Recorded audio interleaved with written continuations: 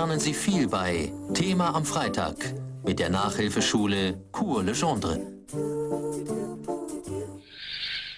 Und gleich. Was war heute aktuell? Zu später Stunde lassen wir den Tag noch einmal Revue passieren.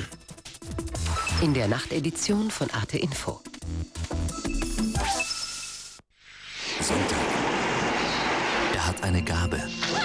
Das Haus brennt. Ich meine das mit ihren übersinnlichen Kräften. Und an der trägt er schwer. Sie sind der Teufel. Dabei will er immer nur das Gute. Das Eis wird brechen! Eine Vision von Stephen King. Nein, Dead Zone, der Film in Artes übersinnlichem Abend. Sonntag um 20:40 Uhr. Dienstag. Wir erzählen den Leuten, warum man nicht an die Evolution glauben sollte und warum sie unlogisch und unwissenschaftlich ist. Diese Leute sind verrückt, religiöse Fanatiker. Sie mögen verrückt sein, aber sie sind auf dem Vormarsch. Und die Bibel ist ihre Waffe. Thema beschäftigt sich mit dem christlichen Fundamentalismus weltweit. Dienstag ab 20:40 Uhr bei Arte.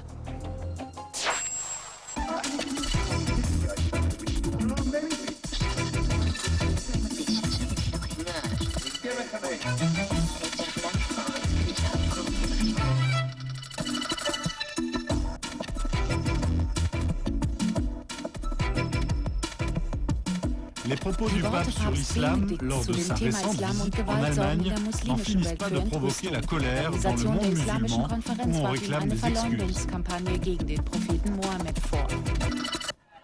En Inde, les premiers mannequins à l'effigie du pape brûlent déjà. Dans le monde musulman, les propos du pape sur l'islam ont déclenché une vague de colère. Le pape a offensé notre prophète. Il a dit que Mahomet était un terroriste et se servait de son épée. Tout a commencé mardi dernier à l'occasion d'une visite pontificale en Bavière. Au cours de son discours sur la foi et la raison à l'université de Ratisbonne, Benoît XVI a également évoqué l'islam et cité un extrait du débat qui avait opposé au Moyen-Âge l'empereur chrétien Manuel II et un philosophe persan. Il a dit, je cite, « Montre-moi ce que Mahomet a apporté de nouveau. Tu ne trouveras que des choses mauvaises et inhumaines, comme le droit de défendre par l'épée la foi qu'il prêchait. »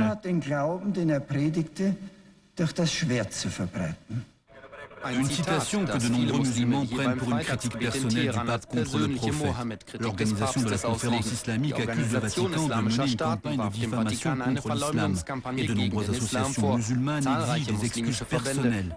Le Vatican, lui, se montre surpris par la violence de ces réactions. Le Saint-Père n'avait aucunement l'intention de tenir une conférence sur la guerre sainte et le mode de pensée musulman. Et il avait encore moins l'intention de blesser les musulmans pratiquants.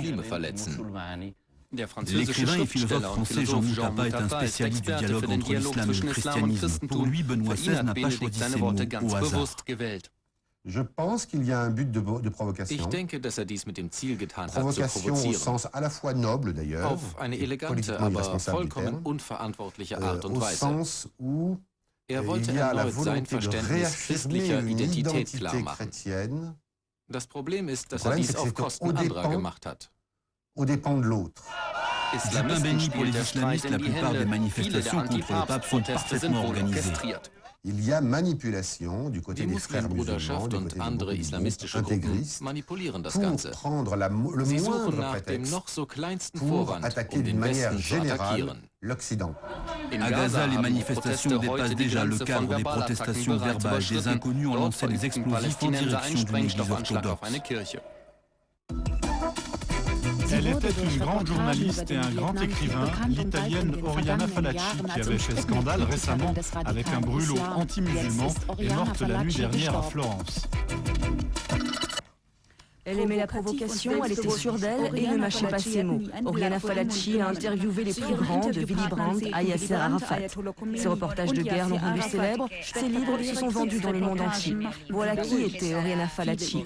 Dans les années 60, la journaliste italienne s'était installée à New York. Elle y était le 11 septembre 2001. Sous le choc, elle reprit la plume à ce moment-là. Son livre « La rage et l'orgueil », véritable brûlot anti-musulman, a été très critiqué, et pas seulement dans le monde musulman. Ce livre qui n'est pas un livre contre les intégristes, c'est un livre qui est un appel au meurtre de tout ce qui peut ressembler à un maghrébin. Le livre est polémique, en voilà un extrait. Au lieu de contribuer au progrès de l'humanité, les fils d'Allah passent leur temps avec leur derrière en l'air à prier 100 fois par jour. En France, le MRAP et d'autres associations antiracistes avaient cherché à faire interdire sa parution sans succès. En 2004, dans un nouvel ouvrage, Oriana Fallaci dénonçait la démission de l'Occident face à l'islam. Avec son œuvre, la Fallaci, comme l'appellent les Italiens, n'aura pas contribué au dialogue entre chrétiens et musulmans.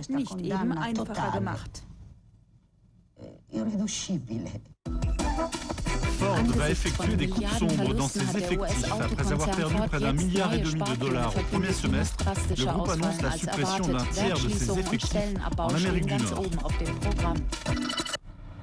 Ford, au bout du rouleau, le constructeur américain a enregistré 1,4 milliard de dollars de pertes au premier semestre 2006. Alors le groupe a décidé de mettre les gaz. Il se donne 2 ans pour accomplir le plan de restructuration initialement prévu pour 6 ans, un plan qui entraînera la fermeture de 16 usines en Amérique du Nord et la suppression de 14 000 postes au sein de la direction et de l'administration. Je ne sais pas ce que je dois faire. Pour le moment, je vais continuer à travailler, mais l'an prochain, c'est fini. Longtemps, Ford a rimé avec sécurité de l'emploi et salaire confortable. Fondée en 1903 par Henry Ford, la firme était devenue numéro 2 sur le marché américain grâce à l'invention du travail à la chaîne. Mais ces dernières années, l'entreprise n'a pas su opérer les transformations nécessaires. Ford a continué de miser sur les 4x4 très gourmands en carburant, des voitures qui ne trouvent plus de débouchés depuis longtemps avec la flambée des prix du pétrole. Nous allons adapter notre modèle économique aux nouvelles réalités. Et pour ça, nous devons réduire nos frais annuels de 5 milliards de dollars d'ici la fin 2008. Daimler Chrysler aussi a annoncé une baisse de ses bénéfices pour l'année en cours, mais c'est une bien maigre consolation pour Ford. L'heure de gloire de l'automobile américaine est bel et bien finie. Ses concurrents les plus redoutables viennent aujourd'hui d'Asie. Élection régionale en Allemagne ce week-end, les néo-nazis pourraient bien effectuer une percée dans le Mecklembourg-Poméranie, une région de l'Est très touchée par le chômage.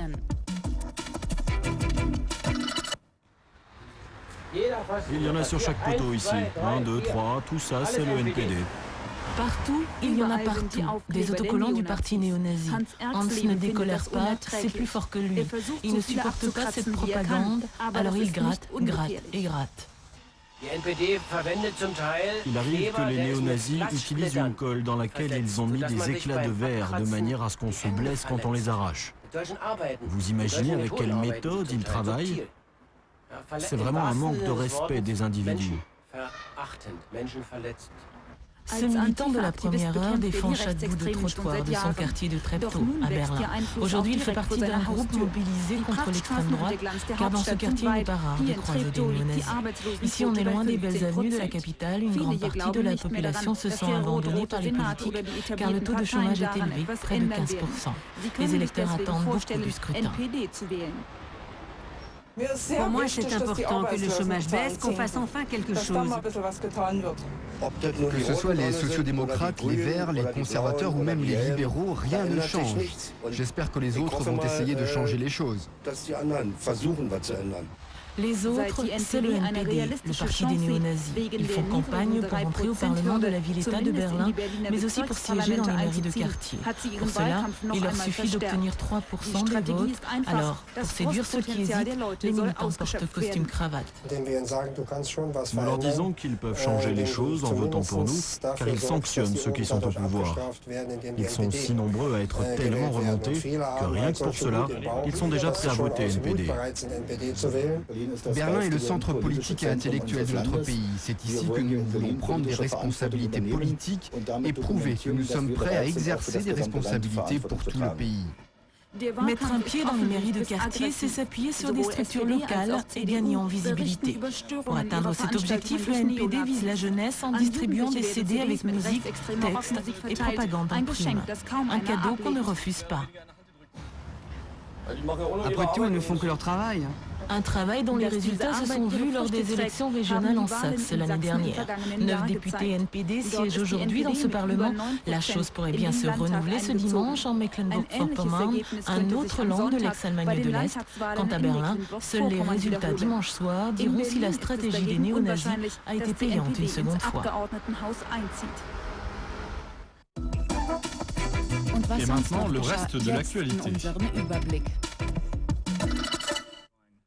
La célébrité au service de l'humanitaire, George Clooney a lancé un appel en faveur du Darfour. Avec Elie Wiesel, prix Nobel de la paix, la star américaine a demandé au Conseil de sécurité de l'ONU des actions concrètes pour mettre fin au génocide. Au printemps dernier, George Clooney s'était rendu dans la province soudanaise et depuis il milite activement pour sauver la population civile.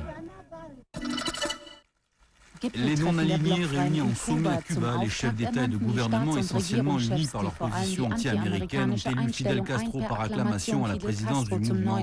Âgé de 80 ans, le leader Massimo, actuellement en convalescence après une grave intervention chirurgicale, est absent de ce sommet qui doit s'achever samedi.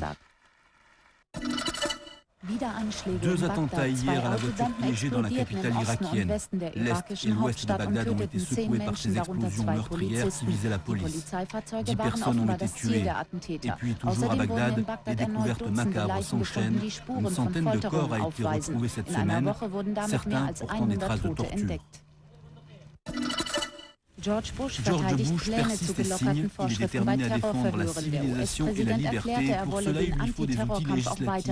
Un message destiné aux sénateurs américains qui viennent de défier ouvertement le président.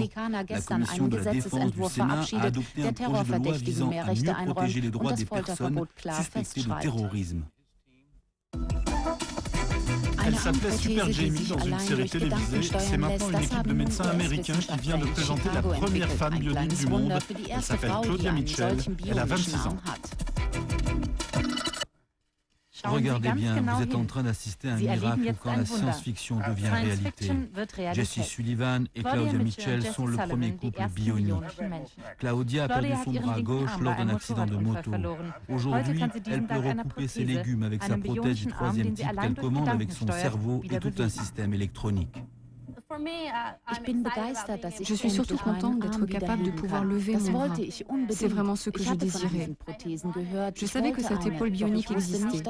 J'en voulais une, mais je ne savais pas qu'elle était prête. Et quand on me l'a proposée, j'étais vraiment contente.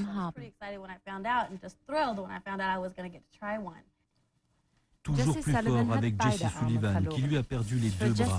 Mais pour Jesse et Claudia, le fonctionnement relève du prodige. À chaque fois qu'il contracte un muscle, cela envoie un signal électrique qui est récupéré et envoyé vers un micro-ordinateur situé dans le bras.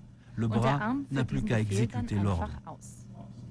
C'est l'un des instruments les plus incroyables de l'univers. La main humaine reconstituée avec ses pouvoirs, sa dextérité, son efficacité. Ce que nous essayons de faire, c'est de restaurer ses fonctions. Nous avons un long chemin pour y parvenir. Je pense que nous avons franchi une étape importante pour améliorer le fonctionnement.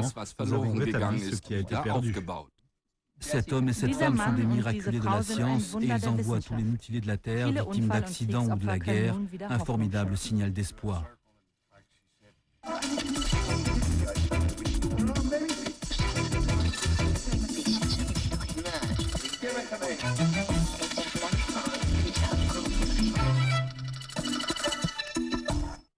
Und gleich. 11 Regisseure, 11 Geschichten rund um den 11. September 2001.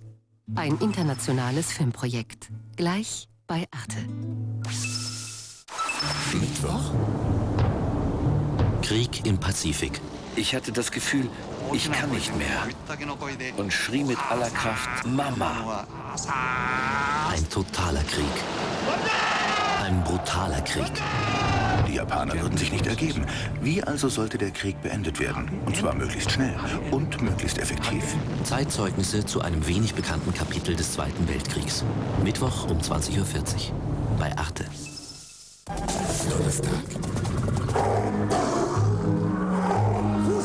Mut. Freiheit. Freundschaft. Und die Filmkunst von Akira Kurosawa. Zala der Kirgise. Donnerstag um 20:40 Uhr bei Arte.